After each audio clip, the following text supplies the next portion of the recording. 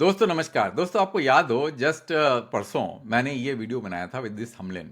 TRI का जो है स्पेक्ट्रम का रिकमेंडेशन आया था, तो मैंने वैल्यूएशन के ऊपर चर्चा की थी। कई दर्शक मेरे को रिक्वेस्ट किया था कि आप करिए, तो मैंने इसमें जो है कुछ पॉइंट्स को बड़ा क्रिटिकली एनालाइज करके समझाया था कि भाई टीआरआई का जो वैल्यूएशन का जो मॉडल है वो इतना कॉम्प्लेक्स क्यों है। आपको याद हो मैंने ये शीट्स आपको दिखाई थी और मैंने कहा था कि भाई मेरे को इस मॉडल में बिल्कुल भी जो है कॉन्फिडेंस नहीं है और इस मॉडल से गलत वैल्यूएशन आता है। आपको मैंने ये भी कहा था, आपको याद हो। तो मेरे एक दर्शक ने बड़ा क्रिटिकल क्वेश्चन मेरे से पूछा और मैं सराहनीय करता हूं कि इस तरह के फीडबैक आते हैं तो मेरे को और मेहनत करने की मोटिवेशन आता है ना दोस्तों। सिर्फ जो है कह देना कि गलत है ये इररिस्पॉन्सिबल है, आपको प्रूफ करना पड़ेगा कि गलत क्यों है। तो उन्होंने ये कहा कि इस टीआरआई का मॉडल रिलायबल नहीं है, तो बताइए कि बेहतर वैल्यूएशन का मॉडल क्या होना चाहिए। अब क्रिटिसाइज करना तो बड़ा आसान है, पर ऑल्टरनेटिव बताइए ना आप। सही बात है, बताइए आप ऑल्टरनेटिव क्या होना चाहिए। उन्होंने मेरे को चैलेंज किया कि बताइए। दूसरा मैंने कहा कॉम्प्लेक्स है, तो वो कहते हैं कि कॉम्प्लेक्सिटी के ऊपर आप और जटिलता के ऊपर आप किसी को गलत नहीं ठहरा सकते, और आप क्यों कह रहे हैं कि कॉम्प्लेक्स होने से प्रॉब्लम है वो भी बताइए। और तीसरा क्वेश्चन उन्होंने मेरे को कहा कि अगर प्राइस रिड्यूस होता है तो क्या टेक्नोलॉजी में इन्वेस्टमेंट में मदद मिलेगा कि नहीं मिलेगा। और मेरे को ये क्वेश्चन इतना पसंद आया क्योंकि ये मेरा क्रिटिकल एनालिसिस था और कंस्ट्रक्टिव क्रिटिसिज्म भी था। बहुत ही पसंद आया। मैंने इस क्वेश्चन को पिन किया और मैंने इसका जवाब बनाने में पिछले के 48 घंटे या 36 घंटे लगा दिए। अब मैं आपको बताऊंगा विथ प्रूफ विद डेटा ये सारे 3 पॉइंट्स कि भाई टीआरआई का मॉडल जो है वो कॉम्प्लेक्स है, उसके कारण क्या खामियां होती है, ऑल्टरनेटिव मॉडल क्या होना चाहिए, और 5G के इन्वेस्टमेंट और फ्यूचर टेक्नोलॉजी के इन्वेस्टमेंट में क्या मदद मिलेगी। और भी डायमेंशंस में बताऊंगा कि किस तरह से बिडिंग को रिस्पॉन्सिबल किया जाता है, जो कि आज इररिस्पॉन्सिबल है। तो दोस्तों मैंने क्या किया, बड़ी मेहनत करके मैंने एक मॉडल तैयार किया है। मतलब ये मॉडल आपके सामने है। इसको इसको मैं अपने वेबसाइट में डाल दूंगा क्योंकि इसके अंदर डेटा की जरूरत पड़ेगी। क्योंकि जब मैं इसको चलाऊंगा, मैं आपको दिखा देता हूं, जब मैं इसको इस मॉडल को रन करूंगा तो आपको एक डेटा अपलोड करना पड़ेगा। Just let it run and you will show, I will just show you, because मैं चाहता हूं कि आप इस डेटा को खुद भी एक्सप्लोर करें। तो अपलोड करेंगे आप तो ये फाइल अपलोड हो जाएगी। ये फाइल में क्या है वो भी आपको दिखा देता हूं। इस फाइल के अंदर में आप अगर देखें, मैं कहां गया वो फाइल में ओपन करके दिखा देता हूं जिससे कि आपको पता चलेगा कि मैं एक्चुअली में क्या अपलोड करवा रहा हूं। ये देखिए, ये फाइल इस तरह से है।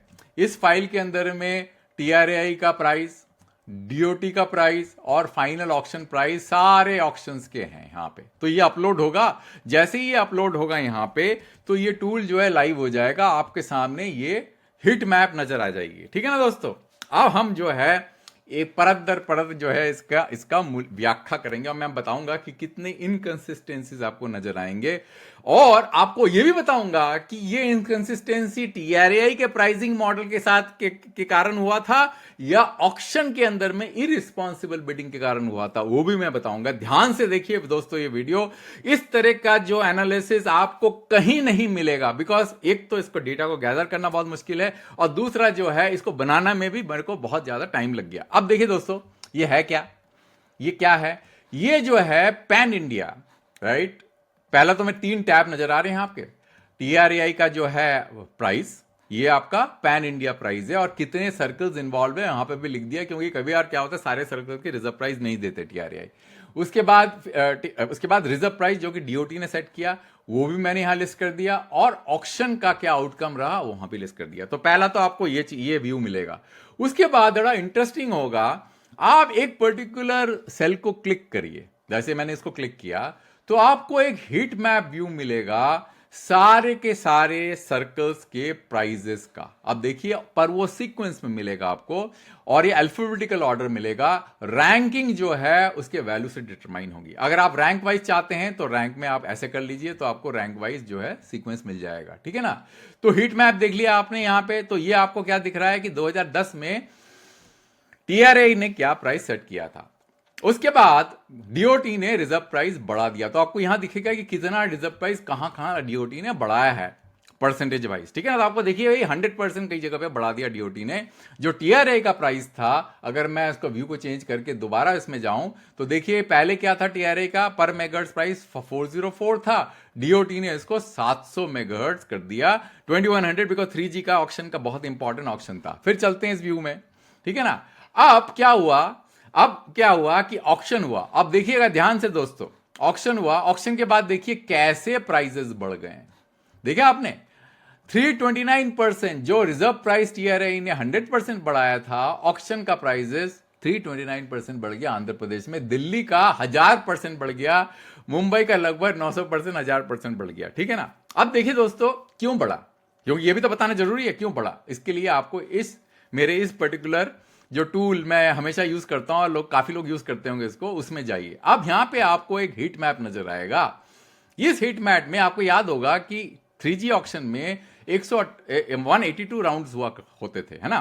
अब इसके अंदर में कितने ऑपरेटर 3G के लिए बिट कर रहे हैं, ये है, और ये सर्कल्स हैं, और यहां पे जो नंबर्स आपको नजर आ रहे हैं, कितने बार बिट किया, जीता कि हारा, ठीक है। ये देखिए आप यहां पे तो आपको दिखेगा एयरसेल, देखिए मुंबई में 116 बार बिट किया, सबसे ज्यादा। आप देखिए सारे ऑपरेटर से सबसे ज्यादा वो हार गया। तो आपको देख के बड़ा आश्चर्य होगा कि एयरसेल जैसे ऑपरेटर जो कि बैंकरप्ट हो गया, उसने 116 बार बिट किया। उसके बाद रिलायंस देखिए दिल्ली में 125 बार बिट करके जीता, वोडाफोन 120 बार बिट करके जीता। तो ये जो है इसको आप स्क्रीनशॉट लेके स्टडी करिए। अब इसका कारण क्या हुआ दोस्तों कि दिल्ली एंड मुंबई के प्राइजेस जो है वो इतने बढ़ गए कि अगर मैं आपको एक और प्रेजेंटेशन दिखाऊं आपको, क्योंकि ये बहुत इंपॉर्टेंट चीज है देखने के लिए, क्योंकि ये 100 स्लाइड का प्रेजेंटेशन मैंने बनाया था, इसके अंदर एक इंपॉर्टेंट जो है आपको एक व्यू नजर आएगा। मैं आपको दिखा देता हूं, ये देखिए, मैं इसको सिंगल व्यू कंटिन्यूस में करता हूं और मैं ऊपर लेके जाता हूं इसको, तो आपको दिखेगा ये सारे जो चार्ट्स यहाँ पे मौजूद हैं। तो आप देखिए दिल्ली मुंबई में ऑक्शन के प्राइजेस जो है, BW है, आप 3G में चलते हैं, 3G में चलेंगे तो आपको दिखेगा कि 19.8%, 19.38% ये जो है प्राइजेस जो है टोटल डिस्ट्रीब्यूशन प्राइस उसका, मतलब 100 रुपए है तो 19 रुपए 38 पैसे आपको दिल्ली में देने पड़े, 19 रुपए सॉरी मुंबई में 19 रुपए 80 पैसे आपको मुंबई देने पड़े। और रेवेन्यू डिस्ट्रीब्यूशन जो था इनका सिर्फ 18% था इन दोनों सर्कल्स का। समझ में आ गया आपको दोस्तों, आपको कि क्यों जो है इतना डिस्टॉर्टेड था और प्राइस कैसे बढ़ गया।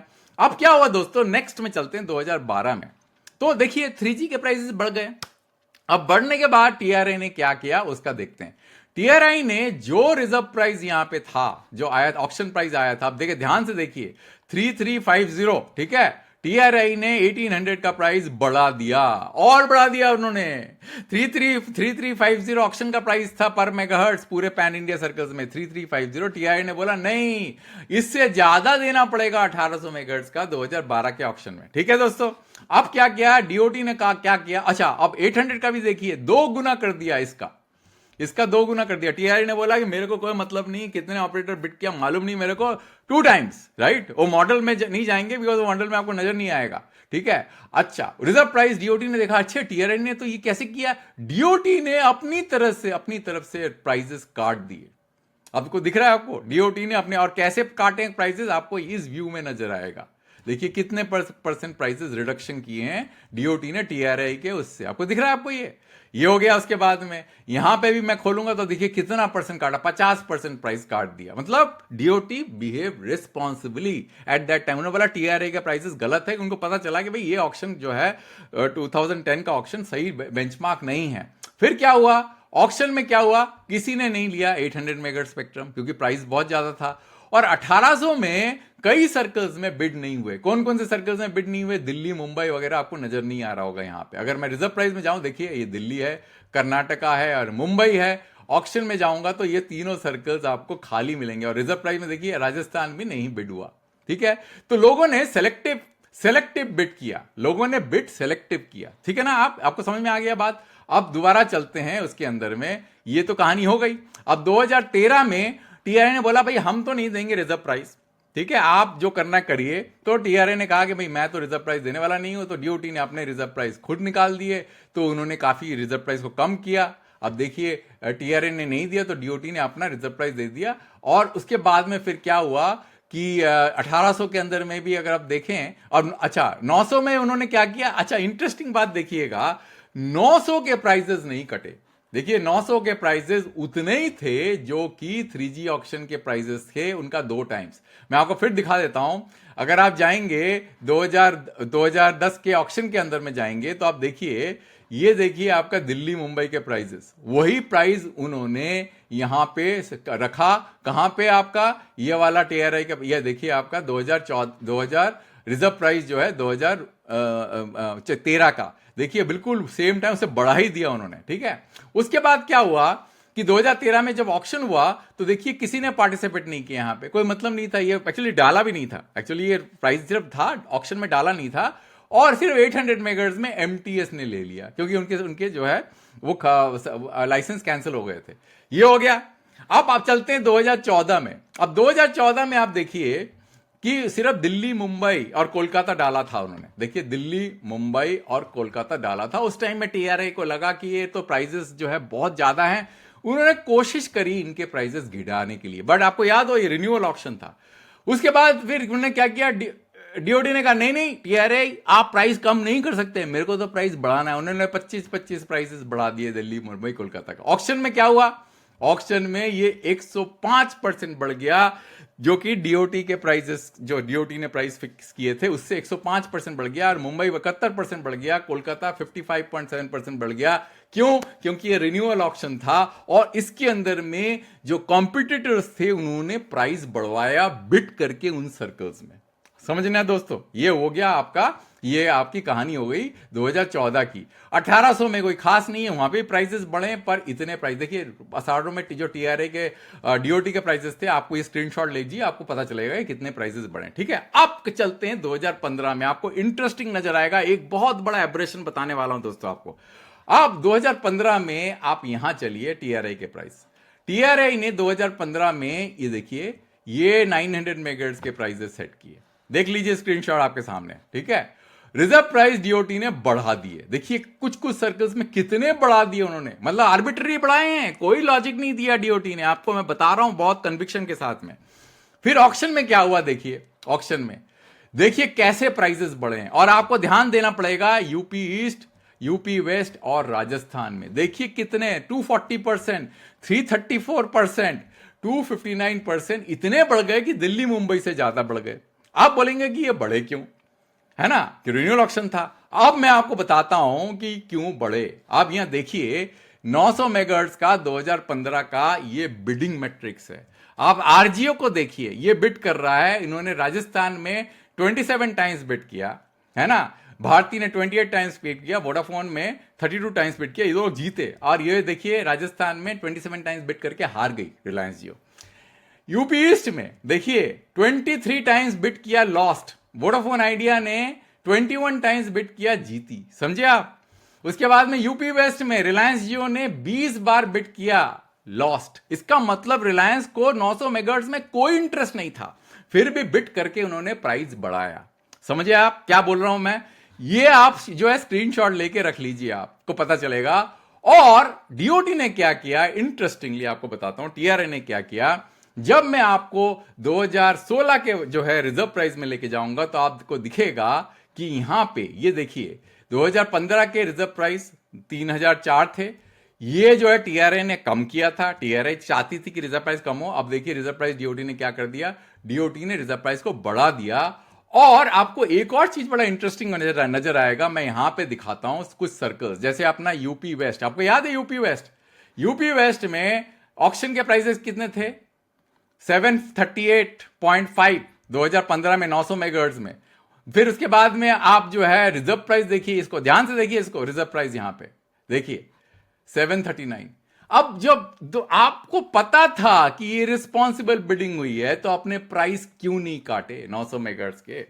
ऐसे में आपको हजारों इंस्टेंट दिखा सकता हूं दोस्तों कि ये चीज हुआ, आपको दिख रहा क्लियरली। टीआरआई के ये देखिए ऑक्शन के प्राइस यहां पे और रिजर्व प्राइस एग्जैक्टली मिरर कर दिया। कौन कौन से सर्कल के, UP east, UP west, UP east. देखिए ये देखिए, मैं आपको दिखाता हूं दोबारा, ये देखिए दिखा आपको। उसके बाद में फिर आपको मैं दिखाता हूं जो है राजस्थान। ये देखिए राजस्थान में ऑक्शन के प्राइस देखिए ये, और रिजर्व प्राइस देखिए। अच्छा था नहीं, Rajasthan was not there in the next round, दोनों के, है ना। तो इस तरह से जो है आपको दिखेगा कि किस, आपको मैं एक और व्यू दिखा देता हूं उसके बाद में फिर, क्योंकि काफी सारा टाइम हो गया मेरे को, I have to go to that view also. तो मैं आपको हिस्ट्री दिखा देता हूं, आपको दिखेगा कि किस तरह से। एक और चीज बड़ा इंटरेस्टिंग मैं आपको छोड़ दिया, मैं आपको वो दिखा देता हूं। पहले मैं जाता हूं ऑल इंडिया व्यू में, ठीक है। ऑल इंडिया व्यू में जाने के बाद में मैं आपको दिखाता हूं ये देखिए 700 मेगाहर्ट्ज का प्राइस। आपको ये देख के शॉक नहीं लग रहा क्या? 700 मेगाहर्ट्ज का प्राइस टीआरआई ने सेट किया 2016 में 11,485 करोड़।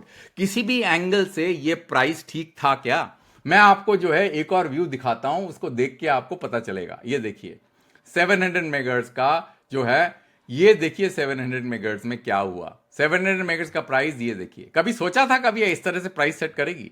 फिर देखिए नीचे गया, उसके बाद तभी तो 700 मेगाहर्ट्ज बर्बाद हो गया। क्योंकि अगर आप देखें, ये रिलायंस जियो ने लिया, रिलायंस जियो ने यहां नहीं बिट किया, यहां नहीं बिट किया, भारती ने यहां पे भी नहीं बिट किया। तो क्या ये रिस्पॉन्सिबल प्राइसिंग थी? दिक्कत क्या है दोस्तों, ये सारे जो मॉडल्स होते हैं टीआरआई के, इन मॉडल में not only the prices are not set properly but also distortion across the circles are not corrected। क्योंकि कहीं पे बिडिंग का जो है, बिडिंग में डिस्टॉर्शन होता है, लोग जो है एक दूसरे के ऊपर बिड करके उस सर्कल के प्राइसेस बढ़ा देते हैं। तो इसीलिए मैं कह रहा था, आपको याद हो मैंने कहा था ऑक्शन को बड़े ध्यान से समझना जरूरी है, ऐसे ही प्राइसिंग करना ठीक नहीं है। तो अब मैं बताता हूं, क्योंकि मेरे पास और टाइम है नहीं, ये मैं आपको दे दूंगा, आप खुद भी चेक कर सकते हैं इसमें। इसके अंदर में आपको सब कुछ मिलेगा, इतना बढ़िया तरीके से बना हुआ है, आप कहीं क्लिक करेंगे तो आपको सब कुछ दिखेगा। यहां पे इस तरह का व्यू आपको आसानी से मिलेगा नहीं। अच्छा दोस्तों, अब चलते हैं कि मॉडल क्या होना चाहिए। ये बहुत ही इंपॉर्टेंट मुद्दा है, तो 5 मिनट मैं इसमें व्यतीत करूंगा। तो आपको याद हो मैंने आपको दिखाया था कि past auction data, TRI, DOT, final price और ईयर वाइज सारे ऑक्शन के। तो आप जाएंगे तो सारे ऑक्शन के, आपका सारा डेटा अवेलेबल है। आप क्या कह रहे हैं कि सब डेटा को इस्तेमाल करना है, करना भी चाहिए, तो आप करिए। तो मैंने यहां पे मॉडल बनाया है, बड़ा सिंपल सा मॉडल है। मैं बता रहा हूं, एक 4th क्लास का मतलब समझ लीजिए 5th क्लास का लड़का भी इसको समझ सकता है, इतना आसान मॉडल है। तो मैंने क्या किया सॉरी दोस्तों, मैंने क्या किया है, यहां पे मैंने सारे ऑक्शंस, जितने भी सर्कल्स हैं और जितने भी ऑक्शन ईयर हैं, यहां पे एक मैट्रिक्स बना दिया मैंने, ठीक है। यहां पे मैं अगर बैंड एंड कट करूं, जैसे 700 डाला मैंने यहां पे, तो क्या होगा कि ये ऑक्शन, ये जो प्राइस जो है वो फिलअप हो जाएगा ऑक्शन के प्राइसेस, और इधर जो है आपको रिजर्व प्राइस मिल जाएगा, ठीक है। अब क्या होगा कि आप इस प्राइस को करेक्ट करेंगे, क्योंकि इन्फ्लेशन भी तो हुआ है, तो 6% का इन्फ्लेशन डाल के मैंने एक काम करता हूं, मैं ऐसा बैंड दिखाता हूं जो कि काफी दिनों तक चलता। देखिए जैसे 1800 का यहां पे एक्चुअल ऑप्शन प्राइस, ये एक्चुअल रिजर्व प्राइस, ठीक है। इसको करेक्ट कर दिया आपने इन्फ्लेशन से, और पर्टिकुलर ईयर को बेस मान के इसको करेक्ट कर दिया, इसको भी आपने करेक्ट कर दिया। फिर आपने क्या किया, एक एवरेज प्राइस में आपका एनपीवी आ गया, तो एवरेज प्राइस निकाल दिया। तो एवरेज प्राइस ऑप्शन प्राइस ये हो गया 4127, और ये हो गया आपका पैन इंडिया 3772, ठीक है, रिजर्व प्राइस। अच्छा, ये करके आपने इसको जैसे 1800 में देखिए 3722 4127 आपने लग दिया। ऐसे करके आपने सारे रिजर्व प्राइस और सारे ऑक्शन प्राइस यहां लिस्ट कर दिया। फिर आपने क्या किया, 700 मेगाहर्ट्ज का मिनिमम ऑफ द टू लिया, 800 मेगाहर्ट्ज का। सो ये जो कॉलम है और ये जो कॉलम है, इसका मिनिमम ले लिया आपने, क्योंकि आपके हो सकता है कि आपके रिजर्व प्राइस गलत सेट किया हो। फिर आपने एक मेट्रिक यूज किया जिसको बोलता है बैंड इंडेक्स। बैंड इंडेक्स में जितने भी सब गीगाहर्ट्ज बैंड है उसको मैं 1 मानूंगा, 1800 का जो एफिशिएंसी मैं 0.5 मानूंगा जो टीआरआई में माना है, और 21 का 0.5 मानूंगा, 23 का 0.25 बिकॉज ये टीडीडी बैंड है, और 25 का 0.25 टीडीडी बैंड है, और 35 का 0.15 यही टीआरआई ने भी किया है। इसको इस्तेमाल करके मैं एक एग्रीगेटेड नंबर यहां पे लूंगा। अगर देखिए ये जो नंबर है, इसको इस पर्टिकुलर रेफरेंस के हिसाब से इसको करेक्ट कर दूंगा। कैसे हुआ करेक्ट, देखिए आपका जो मिनिमम वैल्यू है 4112 का, वो 4112 हो जाता है, ये नंबर सेम हो जाता है, और क्योंकि क्यों सेम होता है, ये 1 से मल्टीप्लाई होगा, ये बाकी नंबर्स जो है एडजस्ट हो जाएंगे विथ रेफरेंस ऑफ 700, क्योंकि वो 1 माना हुआ है। फिर आप क्या करेंगे, आप पैन इंडिया एवरेज निकाल लेंगे इसका, क्योंकि अब now you all the values have been align to a particular reference level. ये वैल्यू निकालने के बाद आप क्या करेंगे, सिंस ये वैल्यू आ गया आपका, अब क्या करेंगे, आप इस वैल्यू से, ये वाला जो वैल्यू से जो एवरेज वैल्यू है, फिर इसको यूज करके 700, 800, 900, इनके प्राइसेस को एडजस्ट करेंगे। देखिए मैं कैसे एडजस्ट कर रहा हूं, मैं पहले बैंड इंडेक्स को यूज कर रहा हूं, इससे मल्टीप्लाई कर रहा हूं और 40% डिस्काउंट कर रहा हूं, क्योंकि 60% का आपका जो 40% से इसको कम कर रहा हूं, 60% रेफरेंस मान रहा हूं। इससे 700, 800, 900 के नंबर्स आ जाएंगे और 3400 के नंबर। वंस ये नंबर आ गए, आप एक नंबर यहां डालिए और यहां पे रेवेन्यू डिस्ट्रीब्यूशन, क्योंकि आपको रेवेन्यू पता है सर्कल का, वो रेवेन्यू डिस्ट्रीब्यूशन यहां पे डाल दीजिए सारे सर्कल का, और ये जो वैल्यू है इससे मल्टीप्लाई कर दीजिए, तो सारे के सारे नंबर्स आपको आ जाएंगे इस नंबर से। तो पूरा पैन इंडिया नंबर है। तो उससे क्या होगा कि जो सर्कल वाइज डिस्टॉर्शन हो रहा है ऑक्शन के कारण, वो नहीं होगा। समझे ना? तो आप चाहे तो आप रेवेन्यू डिस्ट्रीब्यूशन यूज कर लीजिए, जीडीपी डिस्ट्रीब्यूशन यूज कर लीजिए, आउटपुट डिस्ट्रीब्यूशन, और मल्टीपल फैक्टर को यूज करके ये कॉलम बना सकते हैं। तो देखिए, ये मॉडल एक सिंपलिस्टिक मॉडल है, पर मेरा कहने का मतलब ये है कि इसको थोड़ा और रिफाइन करके और रोबस्ट बना के इसको सिंप्लीफाई किया जा सकता है। तो इस तरह से क्या होगा कि पास्ट ऑक्शन प्राइस को रेफरेंस मान के इस तरह के वैल्यूएशन करने की जरूरत नहीं पड़ेगी, क्योंकि ये जो ऑक्शन प्राइसेस है, ये ऑक्शन प्राइसेस ठीक नहीं है, क्योंकि इस तरह के जो है आपको डिस्टॉर्शन नजर आएंगे, जो मैं आपको दिखा रहा था। देखिए, अगर इस तरह के डिस्टॉर्शन होते हैं तो क्या ये ऑक्शन प्राइस फेयर माना जाएगा? जब रिलायंस जियो 900 में बिड कर रहा है, उसको जरूरत भी नहीं है, वो he is taking advantage of the renewal auction, जिसके पास में ऑपरेटर के पास कोई ऑप्शन नहीं है कि आप जो है अपने सर्कल को बचा लो, नहीं तो आपका बिजनेस बंद हो जाएगा। तो इस तरह के बिहेवियर को क्या प्रमोट करना चाहिए? तो ये जो मॉडल है, जो ऑक्शन का मॉडल है, वो इस तरह के बिहेवियर को प्रमोट करता है। और अगर कोई इस तरह की बिडिंग करता है, जो प्रेडेटरी बिडिंग कहा जाएगा, उसको पता होना चाहिए वो जब इस तरह के प्राइसेस बढ़ाएगा 900 का, उसके 800 के प्राइसेस ही बढ़ जाएंगे। तो वो कभी भी इंसेंटिवाइज नहीं होगा कि इस तरह की बिडिंग करने का। हर आदमी रिस्पॉन्सिबल बिडिंग करेगा। अब दोस्तों, इसके अंदर में बहुत लंबी चर्चा हो सकती है। जो मैं आपको बता रहा हूं, हो सकता है कि वो पूरी तरह से रोबस्ट ना हो, इसमें और थिंकिंग की जरूरत है। पर मैंने डायरेक्शनली आपको एक मॉडल बता दिया, जो मॉडल जो है टीआरआई के मॉडल से, जो कितना कंफ्यूज्ड है, जिसके अंदर में पब्लिक डिस्कोर्स पॉसिबल ही नहीं है, कोई डिस्कशन पॉसिबल नहीं है, किसी को समझ में ही नहीं आता है कि क्या कर रहे हैं, इसके अंदर में इनपुट्स हो सकते हैं। ये काफी सिंप्लीफाइड मॉडल है, समझे ना दोस्तों? तो दोस्तों, यही मेरा पॉइंट था। अब आखिरी क्वेश्चन, बहुत ज्यादा टाइम व्यतीत हो गया, उसके लिए मैं क्षमा चाहता हूं। क्या प्राइस रिडक्शन करने से 5G और 6G में इन्वेस्टमेंट बढ़ेगा? नहीं, प्राइस रिडक्शन करने से नहीं बढ़ेगा, मार्केट कॉम्पिटिटिवनेस बढ़ाने से बढ़ेगा। और मार्केट कॉम्पिटिटिवनेस जो है कम हुई है, वो इस तरह के मॉडल के कारण हुई है, क्योंकि इस तरह के मॉडल के कारण में आपने इस तरह का बिहेवियर को प्रमोट किया, जो मैं आपको बता रहा था। इस तरह के बिहेवियर को प्रमोट किया आपने कि वो चाह के कंपटीशन मार्केट से निकाल दे। वो बिड जो है स्पेक्ट्रम लेने के लिए नहीं कर रहे हैं, वो स्पेक्ट्रम को एक्सक्लूड करने के लिए बिड कर रहे हैं, आपको समझ, या प्राइस बढ़ाने के लिए बिड कर रहे हैं। आपको तीनों क्वेश्चन का समझ मतलब जो है आपको मिल गया होगा। यही जो है, इस तरह के फीडबैक मेरे को बहुत पसंद आते हैं। मैं क्रिटिसिज्म से बिल्कुल भी नहीं घबराता हूं। आप क्रिटिसाइज करिए मेरे को, सारे वीडियोस मेरे क्रिटिसाइज करिए, पर फीडबैक जो है स्पेसिफिक होना चाहिए। मतलब फीडबैक जो है स्पेसिफिक नहीं देंगे तो मैं कैसे आपका जो है फीडबैक को लेके इंप्रूव करूंगा। तो दोस्तों, अंत तक वीडियो देखने के लिए बहुत धन्यवाद, और इस तरह के फीडबैक देने के लिए भी बहुत बहुत धन्यवाद, है ना दोस्तों? अंत तक देखिए आप, और भी वीडियोस में बनाऊंगा, और मैं दूसरा वीडियो दूसरे टॉपिक में जो सीरीज में बात हुई थी वो लेके आऊंगा। धन्यवाद दोस्तों, थैंक यू वेरी मच।